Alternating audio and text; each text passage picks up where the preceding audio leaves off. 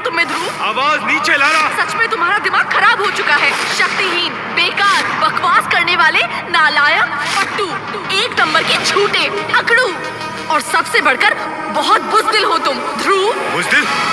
मैं बुज़दिल हूँ? अब तुम मेरी वो ताकत देखोगी लारा, जिसके बाद घुटनों पर आकर मुझसे माफी मांगोगी तुम। ए शून्य रैंक, चल अब नीचे आजा। तू पहले भी कमजोर था और आज भी एक नंबर का नामर्द और निकम्मा है। शौर्य दल के जाबाज लीडर नरेंद्र इसके पिता नहीं होते तो ऐसे लोगों ने कब का मैसेडोनिया से बाहर फेंक दिया होता। वैसे वो दिन भी बहुत जल्द आने वाला है।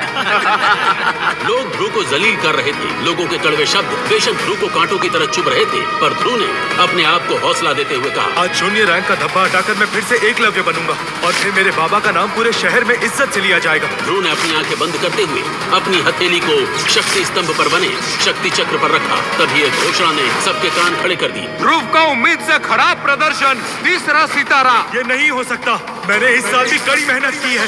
ये असंभव है। शक्ति स्तंभ पर गढ़े हुए शब्दों ने ध्रुव के सपनों को चकनाचूर कर दिया। उसे बिल्कुल भी समझ नहीं आ रहा था कि आखिर ऐसा कैसे हो सकता। उधर मैदान में खड़े सैकड़ों लोगों की भीड़ में से एक आदमी ने चिल्लाते हुए कहा, एक बार फिर से ध्रुव ने साबित कर ही दिया कि वो पिछले 3 सालों से शून्य था, शून्य है और आगे भी शून्य ही रहेगा। गलती से एकलव्य बन गया था, अब इसका असली सच लोगों के सामने आ रहा है। ध्रुव की सांसें मानो रुकने लगी थी और उसके चेहरे पर घबराहट साफ साफ दिखने लगी थी। ध्रुव उदासी में अपने शौर्य महल आया। शौर्य महल में ध्रुव के पिता अरेंद्र, जो कि शौर्य दल के लीडर भी थे, जैसे ही अरेंद्र की नजर अपने बेटे ध्रुव पर गई, उसके उदास चेहरे को देखकर उन्हें सब कुछ समझ आ गया। ध्रुव, मैं जानता हूँ आज मैदान में क्या हुआ, पर मुझे तुम पर पूरा भरोसा है।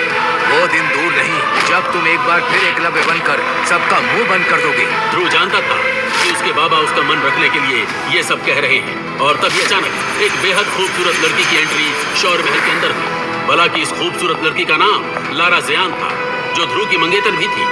लारा अंबर दल की होने वाली लीडर थी। लारा को अपने सामने देखकर सभी लोगों के साथ अरेंद्र भी हैरानी में पड़ गया। तुम्हारा स्वागत है लारा। ना कोई खत, ना कोई खबर, इस तरह से यूं अचानक। सब ठीक तो है ना? अरेंद्र के इस सवाल पर लारा ने अपने दाहिने हाथ से चुटकी बजाते हुए अपने बॉडीगार्ड्स की ओर इशारा किया। वो बॉडीगार्ड्स एक बड़े से सुनहरे रंग के बॉक्स को पकड़े हुए थे। ध्रुव ने एक बार फिर सबकी उम्मीदों पर पानी फेर दिया है, इसलिए मैं ध्रुव के लिए कुछ ऐसा लाई हूँ जो एक बार फिर ध्रुव की खोई हुई शक्तियों को जगा देगा। लारा, हम तुमसे कोई तोहफा नहीं ले सकते।